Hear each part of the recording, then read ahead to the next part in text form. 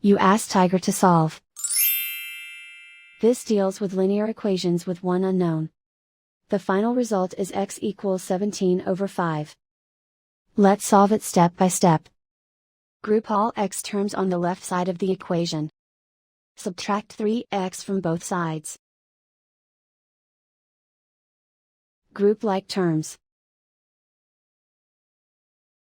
Simplify the arithmetic. Group like terms. Simplify the arithmetic.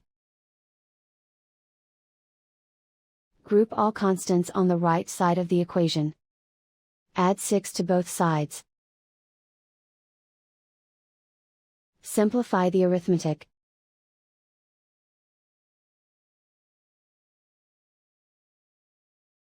Isolate the x.